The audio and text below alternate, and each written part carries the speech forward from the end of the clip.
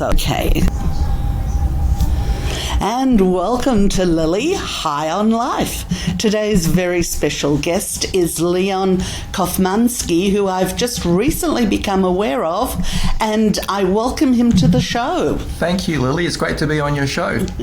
Thank you for coming and doing this. And the reason I'm so excited about hearing about you and meeting you is that you're actually running for office here in Victoria, and you're not a woke lefty. That's right. Isn't that amazing? You're Jewish and not a lefty. That's right. And I've got a beard and a yarmulke. And a beard and a yarmulke That's Jew right. without a lefty. So Chabad affiliations. That's right. I have to ask you, what motivated you to run for politics is not a Jewish thing normally in Australia. That's a great, excellent question, Lily. So the last few years, I never wanted to get into politics. Look, if someone Googles my name, they'll see that in 2018 I campaigned, but that wasn't a real campaign. I was approached by an individual in our community, and they asked me to stand in as a lame duck candidate for the Democratic Labor Party, and that was to support the Liberal Party. So Katie Allen in the Paran district. And they told me that I didn't have to campaign, didn't have to do anything, so I did it as a favour, and I wasn't involved in that campaign. You'd see my name appear on the 2018 ballot for the Paran lower house seat, so that wasn't anything serious. So Today you're fighting fit and really going for it, and we need you. But back to, why on earth were you motivated to do it? Good, excellent question. So the last few years, I've got a Russian background. So I was born in the Soviet Union, came here to Australia at a young age. I heard a lot about the Soviet Union from my parents, and I know a lot about my grandparents' experience in the Soviet Union. They were in labour camps. And I'm very determined because I have children, two daughters, 6 and 9. I understand that freedom is something you shouldn't take for granted. And I'm very determined to ensure that my daughters don't have the same type of life that my parents and grandparents had. And the last few years has taught a lot of people that Australia is not immune to totalitarianism. I think we all got a bit of a shock in the last few years, a rude awakening. As you know, my background's a little similar to yours. I was also 3-4 years old when I came out to Australia, and during the lockdowns and the pandemics, my mother couldn't watch the news. Everything she saw reminded her of what was happening back in Russia. Did your parents go through similar Yes, they did, but I've got something interesting to add to that. At the height of the lockdowns, I asked my parents, does this remind you of the Soviet Union? Is there a comparison? And my mother answered, in a way, there are some comparisons, but in a way, no, because in the Soviet Union, we never experienced a curfew. In the Soviet Union, no one coerced us into taking a medical intervention, and no one told us that we couldn't travel more than 5 kilometres. So isn't that interesting? I mean, that's not something, I didn't say that. My mother, someone who lived and experienced. So Dan Andrews was in fact worse than the communist dictatorship. Exactly. In some respects, yes. And look, if we continue on this trajectory, I don't want to say what could happen, but we have a narrow window of opportunity to stop this, and that's why I'm running for the upper house with the United Australia Party. As a micro party, we have a very realistic strategy. We're not focused on the lower house. It's very hard for a micro party to get into the lower house. So our strategy is to get into the upper house. So our system's not perfect, but we do have a system of checks and balances in place. And the upper house is supposed to play an integral role in that system of checks and balances. In the past few years, the ruling Labor Party under Premier Daniel Andrews they were able to successfully pass a lot of the legislation and implement their policies because they had 3 crossbenchers in their pockets. We want to reverse that. We want to change that situation, and we want to hold the balance of power. So they're predicting that he might win. Who knows? They're also saying that there's 30% of voters who are undecided, so that could affect the election. maybe Matt Guy will get in. That would be a better outcome, of course. But even if he gets re-elected, God forbid, for another 4 years, we want to be in a position where we can block all of his legislation, his agenda, and even reverse it.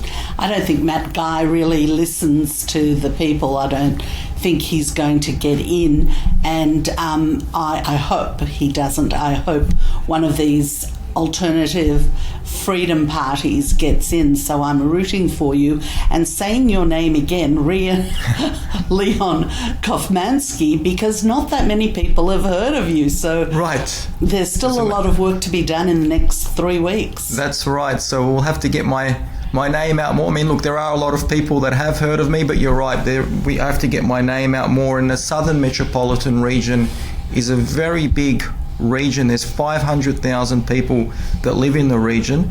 Caulfield, the district of Caulfield, there's 11 districts in total. Caulfield is one of the districts. There's also Malvern, Albert Park, Sandringham, Bentley. So it's been a really huge learning curve for you. Absolutely.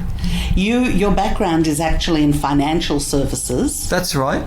And you worked for many years as a consultant for different major exactly. financial institutions. So politics is quite the change. That's right, exactly. And I've seen a lot of what goes on in the financial service industry. We've had the Royal Commission where conflicts of interest came up, and people that worked in the financial services industry weren't acting in their clients' best interest due to various conflicts. And I'm seeing that a lot in politics, and a lot of reforms were introduced during the Royal Commission to the financial services industry. A lot of those reforms were great. Some of them weren't so great. Look, nothing's perfect. It's a human system. But at the end of the day, what I'd like to see is I want to implement similar reforms across the board, across government, across the medical industry, across education, because all of these conflicts exist in all of these other areas. And I'd love to see forensic accounting done on every single politician yes. That wouldn't that be in the interesting? Government. Yeah, absolutely, exactly. Because Get don't have proof, but absolutely Dan Andrews, I have no doubt, would be an interesting forensic accounting study. Yes, yes. So the good thing about Dan Andrews is that it's actually motivated good people to look at joining politics, such as yourself. That's right. Because you probably would never have done that under other circumstances. Thank you, Dan. Thank you, Dan Andrews. Yes. A bit like, Torah v'simcha. Torah is all about joy, I believe, and Lily High on Life is all about looking for the positive. That's right. In what we do. So that's a definite positive. So there is a silver lining to having Dan Andrews in power for the last 8 years, and hopefully his term's going to be up in the next couple of weeks. So what did the conversation look like that you had with your wife when you told her that you were actually thinking of doing this?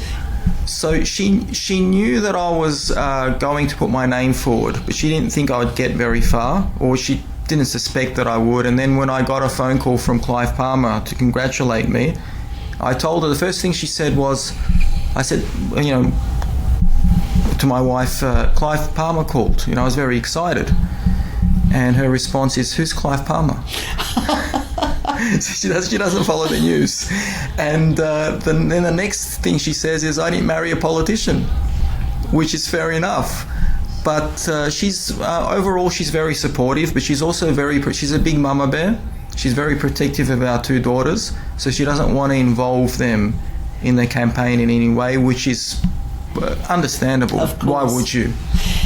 You've got to have a real passion to be in politics, I believe, until you're elected. Once you're elected, you don't have to do any more. That's the way it looks. But to actually do this and get there, especially not being a career politician straight out of uni, you've got to have a real passion and a reason for doing it. Exactly. And what was it, or what is your passion?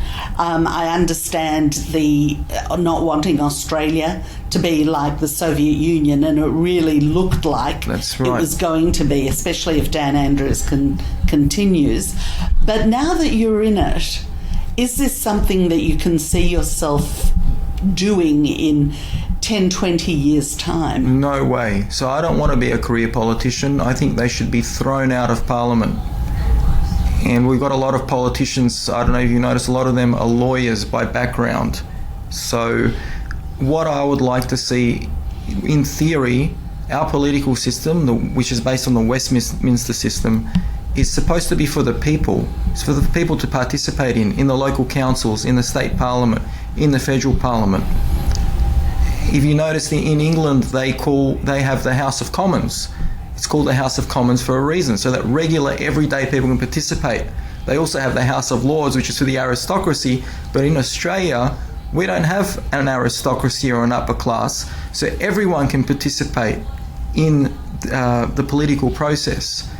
What I would like to see, if we get elected, is to have term limits in the parliament, have up to maybe 12 years, term limits for your regular politicians, your backbenchers, and then for ministers and premiers in the government, 8 years. And get out. You've done your job, get lost, give someone else a go. Yep, I would agree with that, because a fresh perspective is always good, and keeping it updated. What are some of the other things that you'd like to see changed? Great question. So there's a saying, if you don't take an interest in politics, politics will take an interest in you. It's from a great statesman from ancient Greece. We saw that in the last few years. I'm not anti-government, I'm anti-big government. I want government out of our lives. I want a small government that looks after the basics, our infrastructure, our security, our defence, just the basics, the bare bones. I don't want the government involved in our lives, a big government where they can dictate and micromanage every aspect of our lives and tell us what to do, preach to us, lecture to us. For example, with the education system, as a parent, I don't recall ever signing up to co-parent with a state government. Right now, parents have been stripped of their power, which is sacrosanct, to educate their own children and bring them up according to their beliefs. That is being taken away, and the government is getting involved. There's no parental consent with the schools. They're teaching this woke ideology. I mean, I'm being generous. What they're teaching. The history of Australia has been distorted. That's right. In Australian public schools. Exactly. So I'm all for in the history of the Indigenous people and everything else. But Australia has done amazing things in the time that it's been set up, and those things need to be highlighted as positive, not negative. Exactly. I believe that at the moment they're teaching about the how awful the white people were to the Aborigines, and they're teaching that as Australian history. That's right. Well, that needs to be changed, and positive things about Australia to this very day must be put in. And I remember people were proud to be Australian. That's right. It wasn't that long ago, was it? Yes. And that pride in being Australian, no matter where you're from, is just so important. Exactly. And what they're teaching is just it's beyond sick. I don't know if you saw that clip with Bernie Finn where he got up in the upper house and he repeated what a mother of a small girl came to him and complained about what they were teaching in classes. So it was very explicit, very obscene content, sexual content, which I'm not going to repeat here, but if people are interested, they can look up Bernie Finn's speech. Yes. And that is just beyond appalling. Outrageous. Imagine if someone in a public park outside of the classroom setting approached a bunch of kids, and I'm not even exaggerating, this is not hyperbole, approached a bunch of kids and repeated what was in the classroom syllabus to them and tried to teach them that content, they would be arrested and thrown in jail. Absolutely. So how is that acceptable, what they're currently teaching in the classroom settings? How is that even acceptable in the classroom setting? Well, it's crept in because of weak government, because of government that is afraid to question what seems to be the push. Do you feel that you have a strong enough personality to actually bring up and insist on what you feel is right? Absolutely. I very much do. I've got a bit of a reputation for being a big mouth in the community, and a lot of people have, not a lot of people, but a few people have actually challenged me and they said, well, why don't you stand for politics over the years? Why don't you actually do something? Why don't you stand? And I couldn't really answer them, and they're right. I should actually stand up and do something and not be an armchair Which observer. is what you're doing now. Exactly. And you've got to maintain that strength of your beliefs. Now, you did something which most people, well, I shouldn't say most people, but some people would find very strange. When you were in your early 20s, you decided to actually become Orthodox. That's right. You were brought up Jewish, but you found Chabad, or Chabad found you, or you found Chabad. Tell me a little bit about that process of decision making. Yes, that's a very interesting question that you asked. I've got an interesting answer. A lot of people over the years have asked me, how did you become religious? Which rabbi influenced you?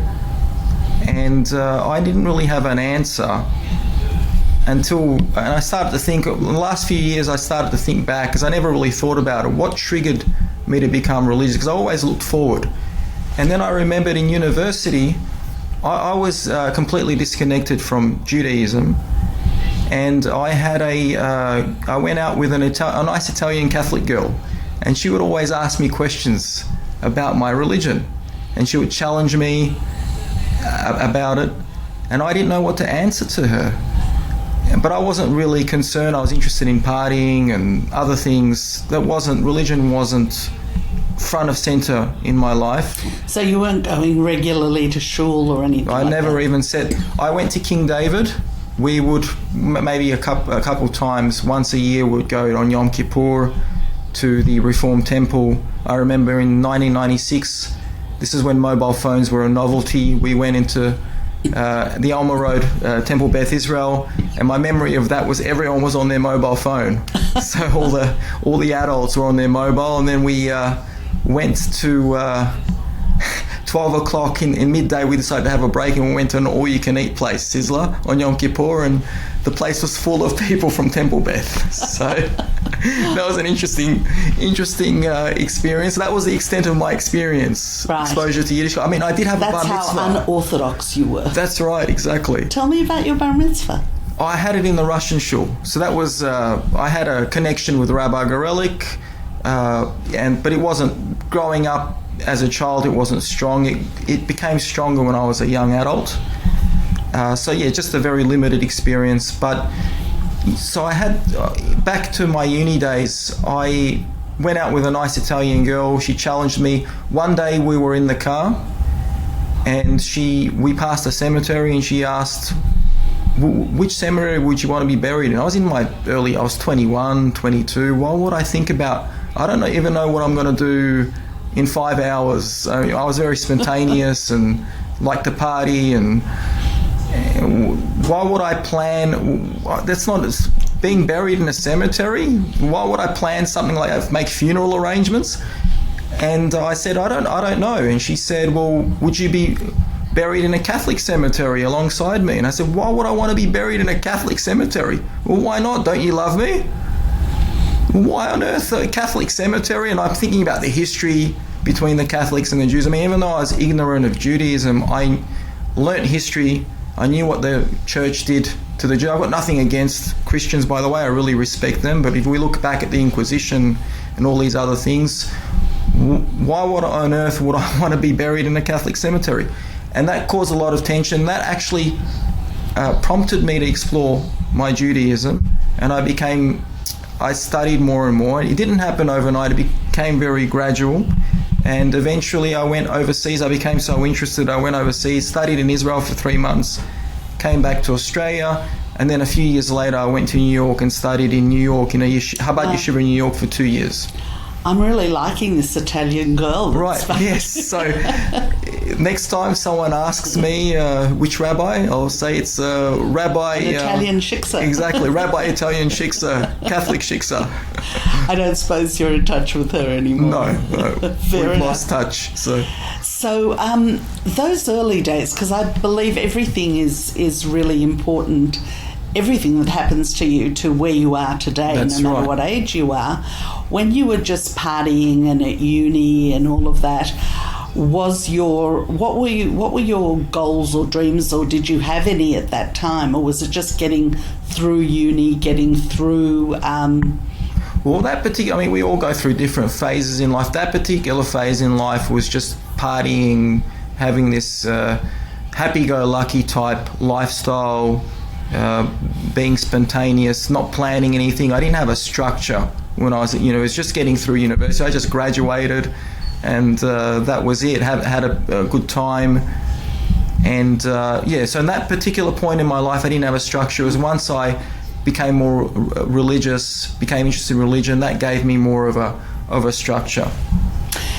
And so there were no plans to go to Israel or live in Israel or do anything like that before you started getting more interested in your own background? That's right. It was only after I became religious that I thought about living in Israel.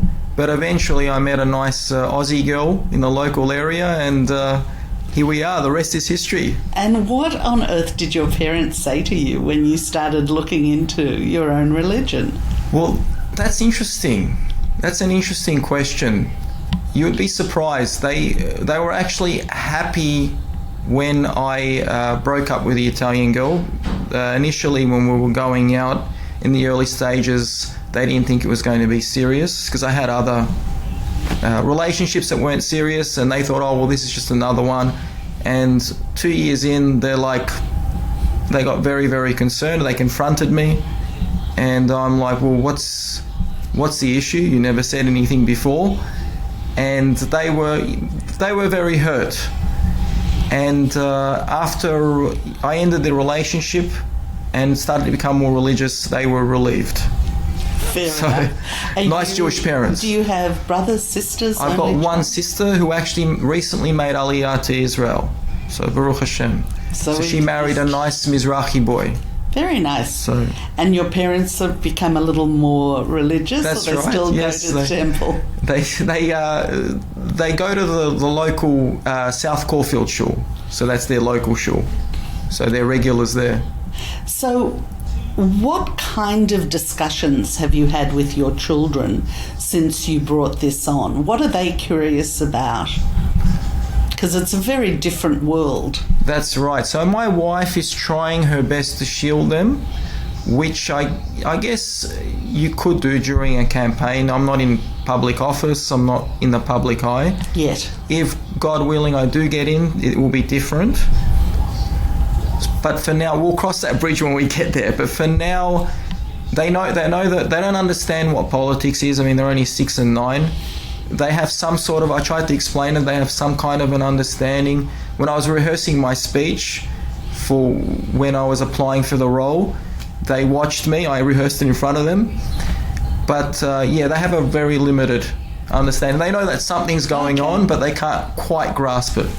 And it's such an important thing for them to understand from your perspective as to why you would do such a thing.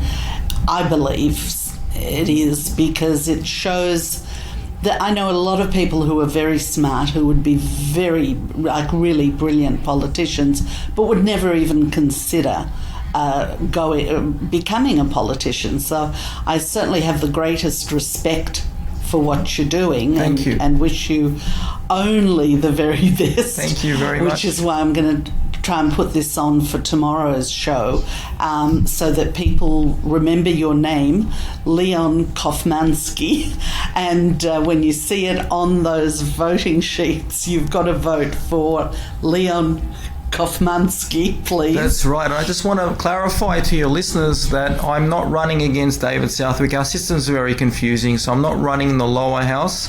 And David Southwick and Naomi Kaltman, they're in a different competition. But if I do get elected, I will be representing the Caulfield district in the upper house. And hopefully the objective would be, as Don Chipp would say, a famous Australian politician, would be to keep the bastards honest in the lower house. That would be the objective. Do you actually have personal relationships with other people running, like David Southwick, No, I don't. I've heard a lot about them. I interacted with David a lot via email and via phone calls, but I don't have a personal relationship. I'm sure David's a nice guy.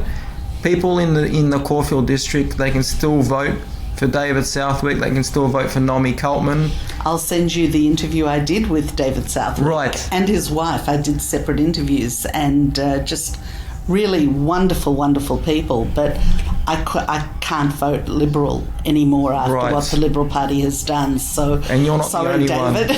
One. You're not the only one who feels that way. But theoretically, if a person still wants to vote Liberal, they can vote Liberal in the lower house, and they can vote for me in the upper house. There's no contradiction, because of the systems of checks and balances. So my objective would be to keep David honest in the lower house and to hold him accountable.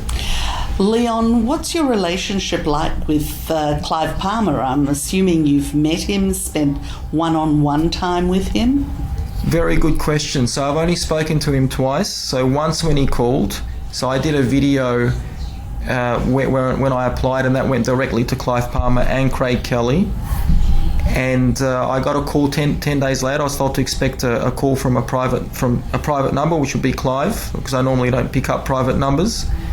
And he introduced himself and he said, "Congratulations, you'll be the lead candidate for the Southern Metropolitan Region." In my speech, I spoke about the plight of the Jewish community during the lockdowns. And I think that resonated with him. I think he's a man with Clive Palmer's a man with a very big heart. And I did meet him in person once. We had a brief conversation. Something that the media doesn't show about him is not only does he have a big heart, but he's also a man of God. So he always mentions God. He's a deeply religious man, and he always says, "God willing, God will bless you," and so he's constantly mentioning God, and it just shows that he is a man of faith. Which is so important nowadays, because I'm very Jewish. I'm a huge Zionist. Israel is very important in my life. And I went to Beth Rivka. But having said all of that, I am not day-to-day religious. I don't keep kosher. I don't keep Shabbat. I don't keep anything like that. But the only thing that has given me any moral clarity and courage when you look at what is happening in the world today, whether it's the Ukraine, whether it's China, even with Israel, is faith that things will work out. Exactly. It's only faith. And, I have many friends also that are Christian, Catholic, different, and they say, "I feel truly blessed and taken care of." And I've adopted that. I do feel personally very blessed and taken care of in life. And that's a faith for something much greater. Exactly right.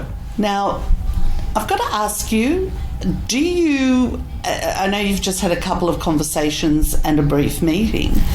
Do you feel at all intimidated or cowed by Clive? Because you are going to have to come up with, you're going to have to work with him closely. And would you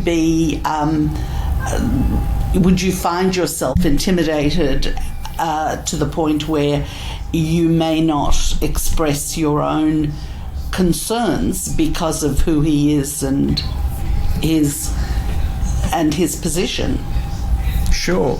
So my brief meeting with Clive, I found it to be very, very personable when I met him in the city. He came a couple of weeks back when we announced our campaign, and he briefed the media, hostile media, and he was very personable. He was very down to earth, very approachable, which is a different image to the one that the mainstream media tries to present of him. And he allows diversity of thought in the party. We have people from different backgrounds, different cultural backgrounds. The one thing that binds us together is we're all conservative. That's number one. We're pro-family, pro-life, pro-God. But we also believe in small government. So we want to get the big government out of our lives. We don't want the big government to micromanage every aspect of our lives. So if something came up where he felt differently to you, you would have no problem in confronting him or in arguing your case strongly? Well, I believe in dialogue. That's something that Clive supports as well. So we have dialogue. I mean, to be clear, I haven't interacted with Clive directly other than having a conversation with him 5 minutes over the phone and then having a brief conversation with him when he was visiting Melbourne a few weeks ago. But the party very much encourages dialogue and where people can air their different views and discuss and negotiate. And at the end of the day, that's what teamwork's all about. And I'm very used to that, working in a corporate environment, working as part of a team, having discussions. Personally, I never hold back. If I strongly believe in something, I would put it to the table, and I'm willing to sacrifice my reputation, put my reputation on the line for it if I strongly believe in that. Exactly. So have you come across people, now that you're in this broader community race, who have never met a Jew before? As far as you know, has anybody said to you, you are the first Jew I've met? Or not in this campaign.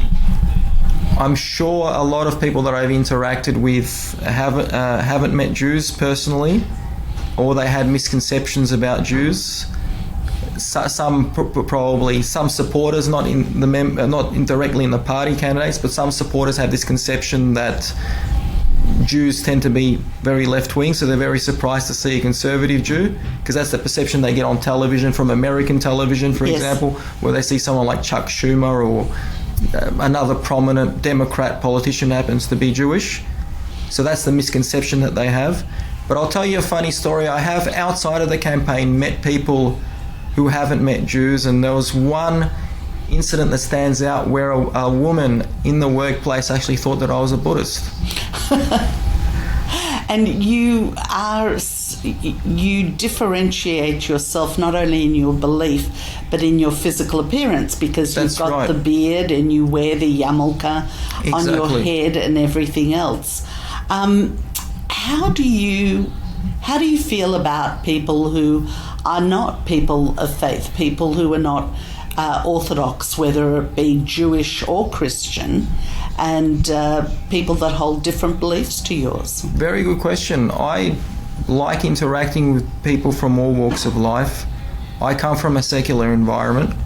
Ironically, you'll probably be surprised by what I'm about to say. In a lot of cases, because I grew up in a secular environment, in many instances, look, there are exceptions, but in many instances, if I can have more of a conversation and find more common ground with a Jew that's secular, or even a non-Jew, because of my background, because of the cultural experiences that I had growing up, than someone that was born religious in a very insular environment. I understand that. And I very much enjoy interacting with people from different faiths, religions. I still have friends that were that I was from my uni days and growing up that are either secular Jews, I went to Mount Scopus, or they're not even Jewish at all, and I still catch up with them and we still interact and we have great relationships. That's great. So I'm assuming you're going to be elected, because God willing. Just absolutely. Do you see that? Do you see any frictions or any problems with your being Orthodox and Shomer Shabbos stuff, and the job you'll have to do once you're elected? Sure. I don't see any frictions or problems. For me, Shabbos is sacred. It's out of the question. I've been in many situations where I was asked to work on Shabbos or on Yom Tov or on Hol HaMoed, and I declined, and so I'm quite firm in that respect. So I became religious by choice, and because I became religious by choice, I'm quite firm in my beliefs. And Have you, when you're in business, people say you've got to have a 30-second elevator pitch or something like that, because you're an obviously Orthodox Jewish man. Do you have an elevator pitch for Judaism or being Jewish or explaining what Jewish means to you? Real freedom is choosing to worship God and walk in His ways. The biggest gift that God gave man is freedom of choice. In my opinion, if a person just lives their lives without purpose, without meaning, and they just go about their lives and they get immersed in this consumer culture, they become a slave. A lot of people have a misconception and think if you're religious, you're constricted. That's not true. Real free choice is when you exercise your free choice to serve God and try to keep the mitzvahs. Try your best. No one's perfect. We're all works in progress. But making that effort, that's when you exercise your free choice and try to create more meaning and purpose in your life. And I just want to emphasize also, you're not about proselytizing, you're not about converting people into Judaism or anything.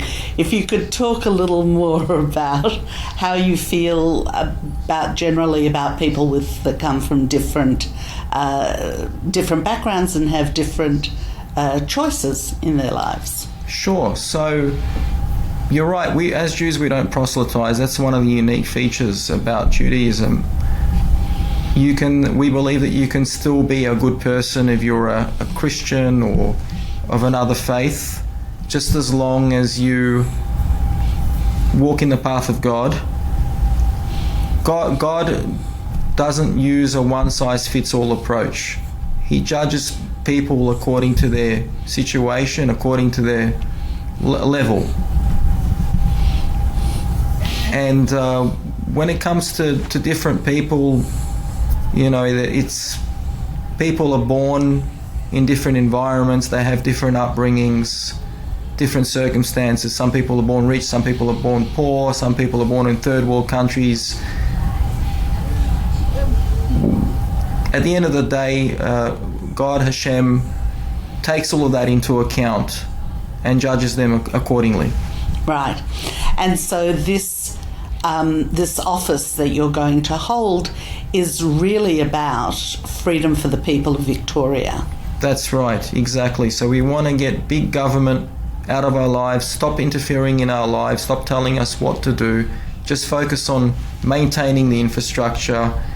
If it's a local city council, just focus on taking out the trash, making sure that it gets taken out on time. I'm not sure if you've noticed, but the Glen Eira City Council and Port Phillip Council, they spend a lot of time trying to virtue signal and lecture us and about different ideologies and agendas, and that's not their role. Yes. Their role is to take out the garbage. Are you going to be able to do something about city councils? Correct, because their main source of funding, they get state government grants. They also get government grants from the federal government. Without those grants, they wouldn't be able to function. So I would like to see any council that promotes a radical extremist political ideology to have their funding cut off. I'm going to vote for you twice now. I very much believe in that. But part of the problem is that if they don't spend the entire budget that they're given, they don't get it back the following year. And so you find many councils just, I shouldn't use the word wasting, but that's what it is, because they feel they want more money next year, not less. So, but I'm excited that you're going to be able to do something about city councils. I think we need to cut their budget. They need to have a bare bones budget just to do the basics. If you look at Victoria's debt, we're $180 billion in debt. That's more than the combined debt of the three states, Queensland, New South Wales and Tasmania. New South Wales and Queensland New South Wales is the most populous state. In Australia, Queensland's the third most populous. So our debt is much larger than all of those three states. Well, I mean, Dad Andrews just feels he's king rather than a premier. That's right. Because, you know, what's $12 million to $15 million to a netball team? We clearly have a lot of money to splurge. He's very generous with our money, isn't he? Absolutely. So another reason I'm wishing you really well. Thank you. What are some of the... tell me about some of the things that you aspire to with your life going forward. Your kids are relatively young. You're now running for office. I'm sure that's given you some absolutely new directions of what life is all about and what's important and everything as well. What are you thinking at this stage that you really feel you're going to be able to make a difference? So people have become very disillusioned with our system. People are hungry. They feel, most people feel that something's not right, even if they can't identify what the problem is. They're disillusioned with the government, they're disillusioned with all of the major parties, but they also are hungry, they're thirsty, they want something they're looking for something in their lives, they're searching for something. And it's certainly not the woke agenda. I think the woke agenda has caused them to search for more meaning in their lives because they're turned off by this agenda because it's so crass, it's so in your face, and it's so obscene that it's caused people to become disillusioned in the system and to look, and they've got a void in their lives and they need to fill it. So my objective, the objective of the United Australia Party, we're a diverse group of people, as I've mentioned, is we want to first of all fill in that political void, but I also want to help, because as Jews we're supposed to be a light unto the nations. That's our role, whether we like it or not. So I want to go beyond that, and as a team I would like other Jews to do that as well. It's not just me.